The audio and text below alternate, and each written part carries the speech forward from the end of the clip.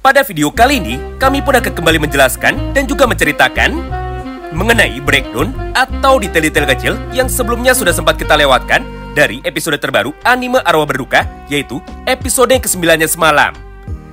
Di mana secara garis besar terdapat 3 buah topik pembahasan utama yang nantinya akan kita bedah lebih dalam lagi. Mengingat arc dari Towa Rakasa sekarang kebetulan sudah selesai.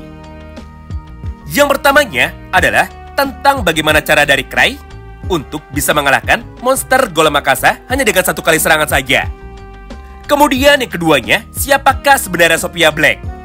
Serta apa hubungan dari Sophia, Thalia dan juga Citri Smart? Dan yang ketiga, apa rencana sebenarnya dari Citri? Kenapa dia malah memutuskan untuk bisa bertindak seenaknya dan juga bertindak tanpa sepengetahuan dari Cry? Oleh karena itu, bagi kalian yang penasaran, maka kalian bisa simak terus ya video ini sampai habis. Kita mulai dari yang pertama, yaitu bagaimanakah cara dari Cry untuk bisa mengalahkan monster Golem Akasa ini. Dimana secara singkat, beginilah potongan cerita lengkap yang semalam ada di dalam cerita animenya. Sederhananya, tepat ketika pada saat itu, Cry sudah bisa datang menuju ke dalam medan tempur. Maka di saat yang bersamaan itulah, Cry pun kini segera bertanya kepada Lee Smart. Yaitu, apakah yang sekarang sedang dilakukan oleh Lee Smart? Dan kenapa dirinya justru malah terlihat sangat kelelahan? Mendengar semua pertanyaan itu dari Cry, maka tanpa pikir panjang, Lee Smart pun kini seketika langsung membalasnya. Yaitu, aku minta maaf kepadamu. Karena di dalam pertarungan kali ini, aku pun sama sekali tidak bisa mengalahkan kekuatan dari monster golem tersebut. Menyaksikan respon tersebut dari Lee Smart, Cry pun sekarang hanya terdiam saja. Karena kenyataannya untuk saat ini, dia pun sama sekali tidak tahu dan juga dia pun sama sekali tidak mengerti apakah maksud dari semua ucapan Lee Smart barusan. Namun, respon yang sangat tak berbanding terbalik, kini justru malah dapat kita lihat dari sudut pandang monster golem. Di mana pada kesempatan itu, monster golem ini pun akhirnya langsung mengganti targetnya.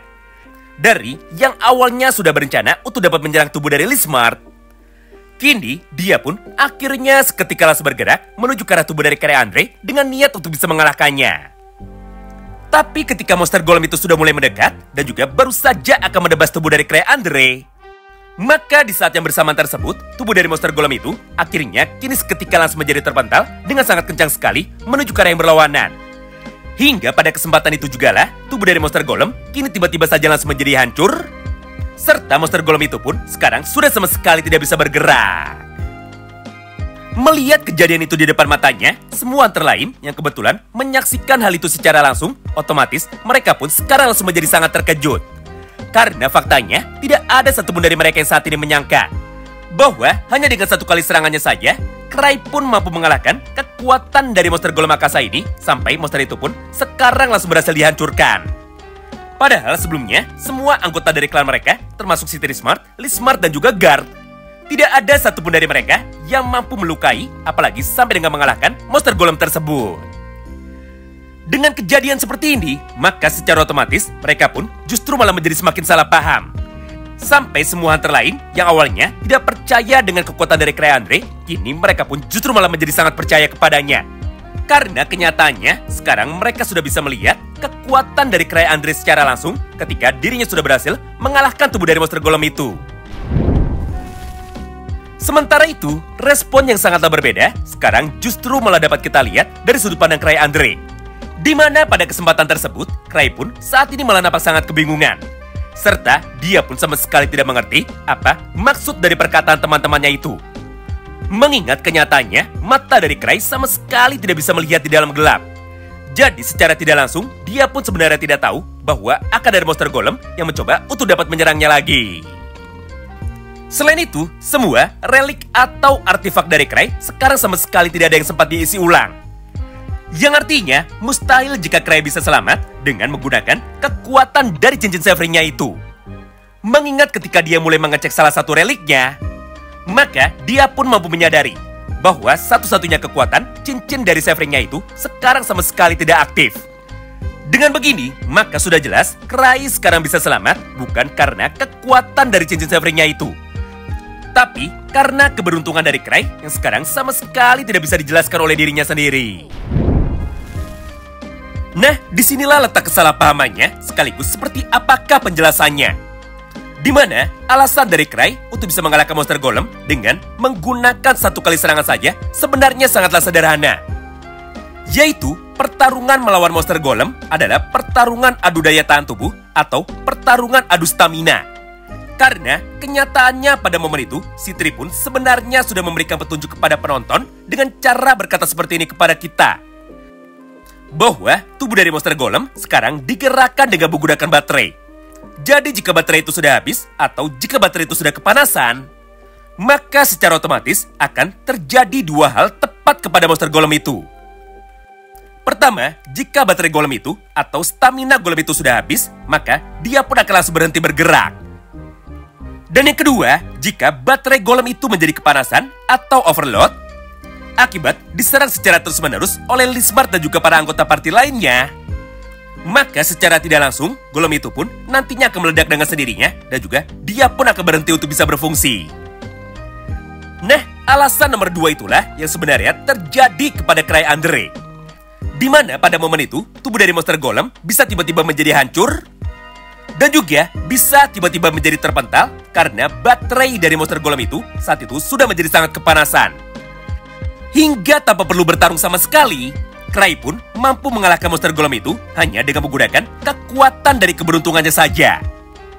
Andai saja pada saat itu monster golem tidak menyerang tubuh dari Cry, maka monster golem itu tetap saja akan meledak dengan sendirinya. Mengingat penggunaan dari baterainya itu sudah mencapai batas maksimal. Nah, semua penjelasan mengenai kekalahan dari monster golem ini sebenarnya sama sekali tidak ada di dalam cerita animenya semalam. Karena ketika Cry ditanya oleh Garg dan juga Sven, maka jawaban dari Cry adalah dirinya sama sekali tidak tahu tentang bagaimana caranya mengalahkan monster golem. Selanjutnya, mari sekarang kita masuk menuju ke dalam poin pembahasan yang keduanya, sekaligus poin pembahasan yang ketiganya. Tentang sebenarnya siapakah ketiga orang ini, yaitu Sophia Black, Thalia dan juga Citri Smart. Mengingat wajah dari ketiga orang ini faktanya sangatlah mirip sekali. Hingga para penyihir dari kelompok Tower Rakasa seketika langsung menjadi salah sangka. Di mana pada ceritanya semalam mereka pun sempat beranggapan bahwa Thalia sebenarnya adalah Sophia Black. Nah, berdasarkan hal itu, maka supaya kalian tidak bingung, beginilah penjelasan yang paling sederhananya. Intinya, Sophia Black adalah Citri yang menyamar untuk bisa menjadi mata-mata tepat di dalam kelompok Tower Rakasa. Dengan tujuan untuk bisa membuat sebuah eksperimen tentang bagaimana caranya menciptakan monster homunculus dengan kekuatan yang sangat besar. Nah, jika Citri tidak menyamar menjadi musuh, dan juga jika Citri tidak masuk ke dalam kelompok dari musuh, maka sudah jelas eksperimen dari Citri itu sama sekali tidak akan pernah diizinkan oleh negara Zeburudia. Mengingat eksperimen untuk bisa menciptakan makhluk hidup ataupun eksperimen menggunakan makhluk hidup sebenarnya adalah sesuatu yang sangat dilarang oleh negara Zeburudia. Atau dengan kata lain, Citri adalah ilmuwan gila yang sama sekali tidak bisa dihentikan. Bahkan, dia pun sangat tega sekali untuk dapat mengorbankan para hunter lainnya demi dapat mengetes seperti apakah kekuatan dari hasil eksperimennya tersebut. Itulah yang membuat Citri Smart sekarang dianggap sebagai seorang penjahat oleh negara Zeburudia. Serta dia pun sampai pernah mendapatkan hukuman paling berat bagi para hunter, yaitu levelnya pun sempat diturunkan dari yang awalnya level 6, sekarang berubah menjadi hunter level 2 saja. Sedangkan Thalia adalah murid dari Citri. Jadi untuk bisa menipu Noctus, maka Citri pun menyamar dengan cara meniru wajah, warna rambut, dan juga bentuk tubuh dari Thalia. Sehingga ketika mereka sedang bertarung, Citri pun menjadi tidak dicurigai oleh mereka. Serta fokus dari mereka justru malah tertuju kepada Thalia. Sampai di dalam cerita animenya kemarin, Noctus pun sempat menjadi salah sangka dengan cara menculik tubuh dari Thalia. Karena menurut mereka, Thalia adalah Sophia yang kebetulan sedang menyamar untuk bisa menjadi mata-mata di dalam kelompok dari para hunter. Padahal kenyataannya, Thalia hanya dimanfaatkan oleh Citri untuk bisa menipu mereka semua. Kesimpulannya, Citri adalah seorang ilmuwan gila yang rela melakukan apapun demi dapat mencapai tujuannya. Oleh karena itu, Citri pun meniru wajah dari Thalia untuk bisa menjadi Sophia Black. Supaya dirinya bisa melakukan eksperimen dengan sesuka hatinya dan juga supaya dirinya bisa bergerak tanpa sempat dicurigai oleh siapapun. Atau lebih sederhananya lagi, Sophia Black adalah Ciri yang sedang menyamar dengan menggunakan penampilan dari Thalia. Nah, dengan berakhirnya cerita dari pertarungan melawan kelompok Tower Rakasa, maka secara tidak langsung, arc dari volume yang kedua ini sekarang sebenarnya sudah selesai. Jadi mulai dari sini dan juga mulai dari episode yang selanjutnya, kita pun nantinya akan kembali diperlihatkan dengan beberapa orang musuh baru lagi yang merupakan putri dari Kekaisaran Negara Zebrudia dan juga hunter level 7 terkuat dari negara tetangga yang memiliki nama Arnold dengan gelar Dragon Slayer atau pembunuh naga. Oleh karena itu, maka bagi kalian yang penasaran, nantikan terus ya update cerita spoilernya untuk episode yang ke-10 tepat pada channel ini. Terima kasih banyak yang sudah simak video ini sampai habis dan salam baku hantam.